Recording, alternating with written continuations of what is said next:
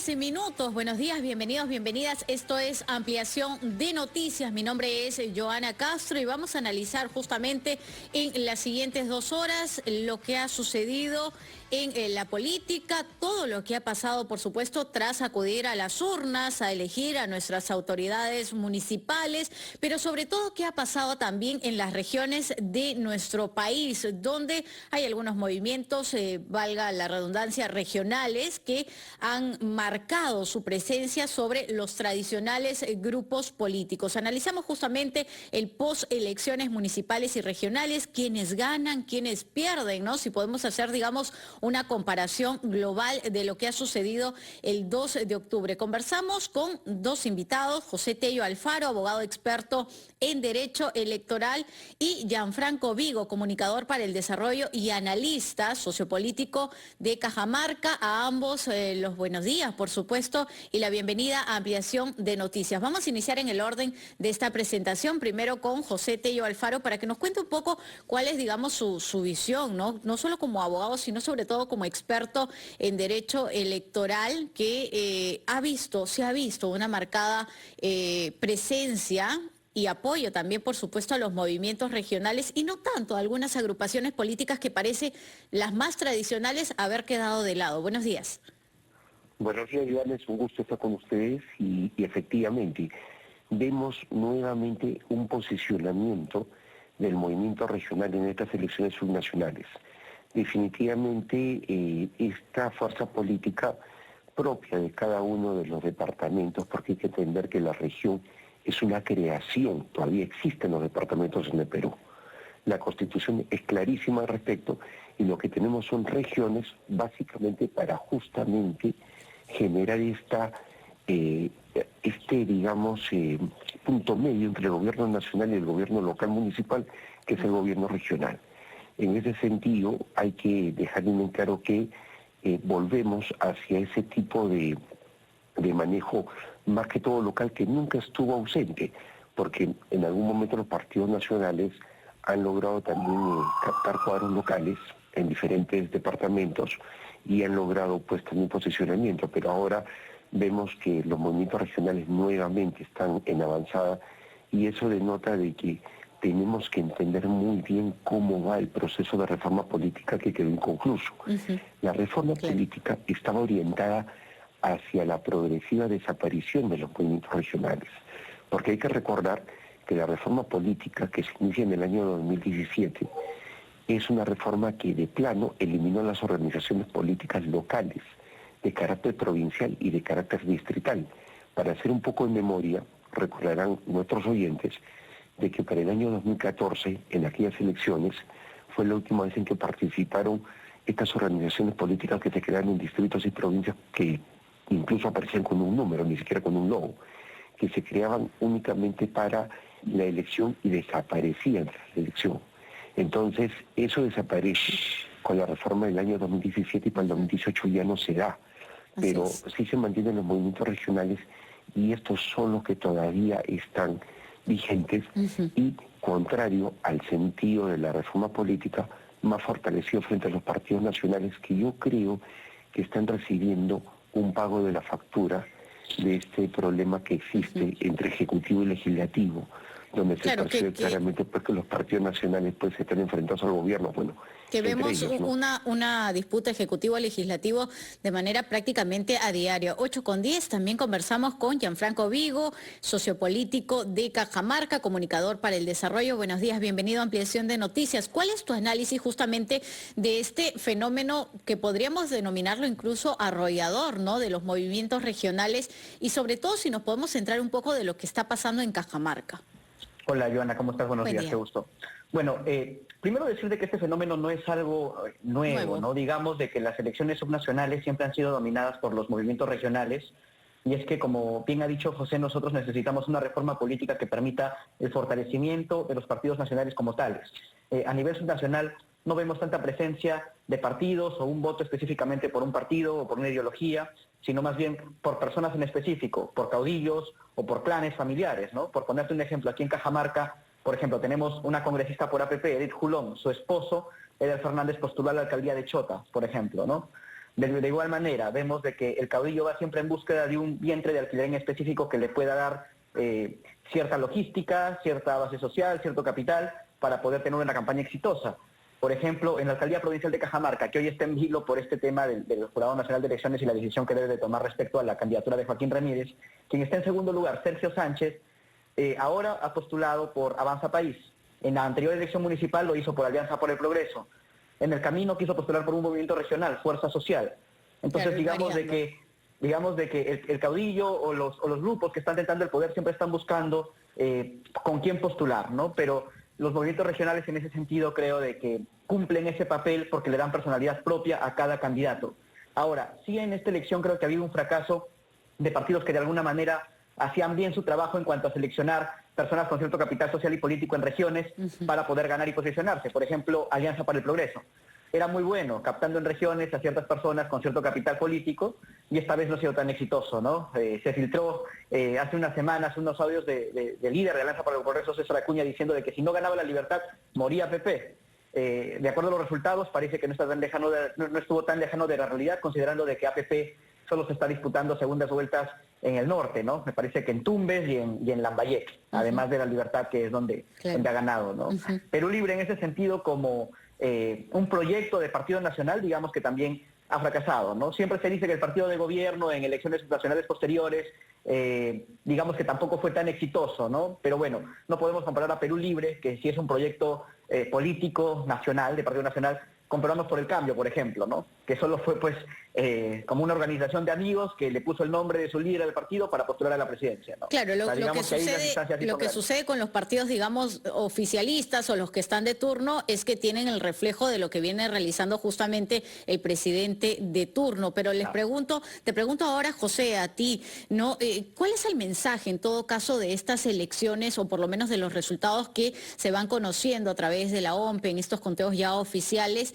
¿Cuál es el resultado y cuál es el mensaje a la ciudadanía? Bueno, definitivamente está clarísimo. Los partidos políticos y los movimientos regionales están dominados por élites. Ahí justamente hay una coincidencia acá con nuestro amigo Vigo, porque definitivamente lo que tenemos nosotros son élites enquistadas que simplemente se encargan, bajo la denominación de partidos atrapalotodo, cajón, como dicen los estadounidenses, de tomar cuadros y simplemente obtener buenos resultados electorales. Lo que se ha visto, por ejemplo, en elecciones regionales y municipales pasadas, como APP, bien señalada por mi predecesor, son casos específicos. También los hemos visto, por ejemplo, en la elección del año 2016, con Fuerza Popular, cuando se trató de la elección de 73 congresistas. Eso fue meramente una labor de captación de cuadros, pero vimos los resultados cuando esta bancada llega al Congreso con, en realidad, 61 congresistas invitados y 12 afiliados al partido. O sea, este tipo de situaciones se da. Lo que tenemos en las elecciones, tanto generales como en las subnacionales, de gobiernos regionales y locales, es que los partidos y movimientos tienen élites enquistadas que son las que controlan y las que negocian las candidaturas a personas que aparecen con la necesidad de postular, el deseo de hacerlo y también las posibilidades de hacerlo. Entonces, es una situación compleja, pero nosotros no tenemos un mayor nivel de institucionalidad. Lo que me parece claro también es que estamos viendo los efectos de la denominada paridad, ¿ya? Y en ese sentido, como en alguna ocasión lo he podido comentar, la paridad solamente la estamos viendo en elección de regidores y regidoras. Me refiero a la elección municipal. No estamos viendo que las cabezas de listas, los candidatos a alcaldes, hayan ganado un número mayoritario de mujeres. Y si vamos a las elecciones regionales, estamos viendo de que no se ha cumplido pues, con esto de la paridad. ¿Por qué? Porque tenemos un tratamiento diferenciado entre partidos y movimientos. Sí. Y los movimientos mayoritariamente han postulado hombres como cabeza de lista, movimientos regionales, para gobernadores. Entonces, claro, vemos acá una situación un poco compleja en lo que son los efectos de esta norma de equidad de géneros. Y eso efectivamente es notorio. Le pido a ambos, por favor, nos esperen en la línea telefónica unos instantes porque tenemos que escuchar a los anunciantes. Volvemos con este análisis de las elecciones regionales y municipales, lo que ha pasado y lo que viene ahora después de este 2 de octubre. Volvemos. De la mañana, 21 minutos, esto es Ampliación de Noticias. Conversamos con José Tello Alfaro, abogado experto en Derecho Electoral, y Gianfranco Vigo, comunicador para el desarrollo y analista sociopolítico de Cajamarca, acerca de justamente el análisis luego de las elecciones del 2 de octubre, elecciones municipales y regionales. Gianfranco, por ejemplo, ¿qué va a pasar o qué podría suceder justamente con aquellas autoridades que tienen deudas pendientes con la justicia y que, según los conteos además oficiales de la OMPE, serían las personas que dirigirían ciertas regiones: Ica, Tumbes, Callao, Cusco, San Martín, Ucayali, y hay otros incluso? Me quedo corta. Sí, bueno, hace poco me preguntaban si es que a veces estas autoridades que pueden tener cuestionamientos éticos o, como tú dices, pendientes con la justicia, podrían perder cierta legitimidad. Bueno, ya hace un tiempo Eduardo Dayan nos hablaba de que somos un poco demócratas precarios, ¿no? Nuestros valores democráticos se ajustan o dependen de la afinidad política que tengamos con la persona que está en el poder. En ese sentido, digamos, de que las leyes nos ofrecen ciertos mecanismos para activar, por ejemplo, procesos de vacancia cuando existen ciertos pendientes con la justicia, pero habrá un sector oficialista que seguramente sabrá defender a su candidato con uñas y dientes en ese caso, o también habrá una oposición que se esforzará en llevar adelante estos procesos o una revocatoria, ¿no? Ahora en Cajamarca, de alguna manera la población está dividida porque en la alcaldía provincial los dos candidatos que encabezan, digamos, de que se están enfrentando por la decisión del Jurado Nacional de Elecciones respecto a la nulidad o no de la candidatura de Joaquín Ramírez. A Joaquín Ramírez se lo critica por supuestas investigaciones que tiene en cuanto a lavado de activos, etcétera, etcétera, ¿no? Digamos de que él ha sido el más votado, con más de 55.000 votos, es una de las votaciones más altas en la alcaldía provincial de Cajamarca en los últimos 20 años, entonces tiene una base social que actualmente lo defiende, mientras que la candidatura que ha quedado en segundo lugar, la de Sergio Sánchez, también se está movilizando, pidiendo al Jurado Nacional de Elecciones que ratifique la decisión del Jurado Electoral Especial de declarar la nulidad de todas las candidaturas de Cajamarca Siempre Verde. Entonces, hay una polarización, pero nuevamente vemos de que nuestros valores democráticos dependen de la orilla ideológica o del partido con el que somos más afines, ¿no? Claro, tiene además una aprobación grande, tiene una aprobación alta, es decir, los ciudadanos han acudido a las urnas y lo han elegido. En efecto, y ese es ahora el gran debate que se da en Cajamarca, ¿no? Pero bueno, yo siempre digo de que lo que hay que respetar es las instituciones y lo que hay que esperar es la última decisión del Jurado Nacional de Elecciones de que tiene que ser acatada a como dé lugar, ¿no? Pero ahora ese es el problema de legitimidad que enfrenta la Municipalidad Provincial de Cajamarca. Bueno, vamos a estar atentos ahí. José Tello, hay un tema pendiente también y es el hecho de que siempre se trata de impulsar la participación de los jóvenes en ya sea los movimientos regionales, sea los partidos políticos, pero ¿qué pasa además? Porque estamos viendo autoridades que apenas superan los 20 años y hay que tener responsabilidad, pero también hay que tener experiencia para estos tipos de cargos, ¿no? Nos referimos a ya sea alcaldes o tenientes alcaldes o incluso también regidores. ¿Cómo podemos mirar? Y si es que en todo caso también estamos fallando nosotros, ¿no? Como ciudadanos al decir esta persona quizá de 20 años no sea la más adecuada, como ya se ha venido escuchando en algunos comentarios de distintos expertos que, si bien es cierto, apoyan al grupo joven, no apoyan, digamos, que sean tan jóvenes porque hay un cierto temor, sobre todo ligado a la experiencia. Oye, es interesante, me gustaría acotar algo a lo que dijo Gianfranco, que es el caso de Cajamarca Siempre Verde. Ese movimiento regional tiene una judicialización, o sea, ha tenido procesos de acciones de amparo, que seguro Gianfranco conoce, porque, bueno, es un tema que se hubo popular allá en la región, pero sí hay que tener en cuenta que muchos partidos y movimientos tienen problemas de esta naturaleza. Cuando las élites partidarias se enfrentan abiertamente y no dudan en judicializar sus problemas internos y generar serios problemas en estas instituciones que ya de por sí son precarias, porque en eso creo que hay una coincidencia, hablamos de una precariedad. Y ahora, específicamente también quería mencionar algo, el tema de la corrupción en el Perú está normalizado y es un problema serio, porque nosotros, la verdad, siendo caudillistas, porque ese también es un punto a tocar, tenemos una democracia precaria, más nos jalamos hacia el caudillo que hacia el demócrata que busca consensos. Nos gusta siempre la figura de ese gobernante autoritario.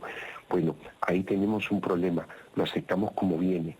Y el hecho de que tuviese este tipo de problemas, de denuncias, de cuestionamientos sobre su integridad, es algo que lo pasamos, porque nos hemos convertido en una sociedad permisiva y ese es un serio problema de ciudadanía en el Perú.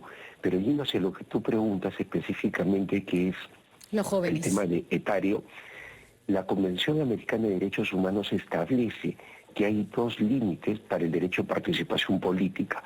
El penal, cuando está regulado esto en las normas penales, las leyes que restringen los derechos, inhabilitan, y por otro lado el etario, el de la edad. ¿Por qué? Porque sí se pueden colocar límites para el ejercicio de determinados cargos. Por ejemplo, para ser congresista de la República necesita 25 años, para ser presidente de la República 35. Si vamos hacia el modelo bicameral de la Constitución del 79, para ser senador también requería de 35 años. Hoy en día, para ser alcalde o regidor no requiere ningún límite de edad y en principio puedes hacerlo desde los 18 años, porque incluso existe la denominada cuota joven entre los 18 y 29 años, en lo que se refiere a buscar la participación política de los jóvenes. Me parece que esto tendría que analizarse bien, porque de hecho pues que lo que se busca también con este tipo de normas, que son las de cuotas, es incluir a sectores de la sociedad que tienen problemas de participación política. Y muchas veces los jóvenes venían siendo relegados en la participación política hasta antes que aparezca esta cuota. Hay que señalar que, por ejemplo, esta cuota hoy en día no asegura que el joven llegue a ser autoridad, porque también lo siguen colocando en algunos casos al final de la lista, con lo cual, teniendo el orden de ubicación de las candidaturas, no llegan a ser electos. Porque hay que recordar que la elección municipal, por ejemplo, cuenta el orden de ubicación de la lista. Sí, efectivamente, ¿no? Se les incluye como para cumplir la norma, pero en la forma y en el fondo se les deja siempre en el fondo. Muchas gracias a ambos por este análisis de las elecciones municipales y regionales. Muchas gracias a Gianfranco Vigo, comunicador para el desarrollo y analista sociopolítico de Cajamarca, y también a José Tello Alfaro, abogado experto en derecho electoral. Son las 8:28, nosotros actualizamos los titulares, la información y volvemos.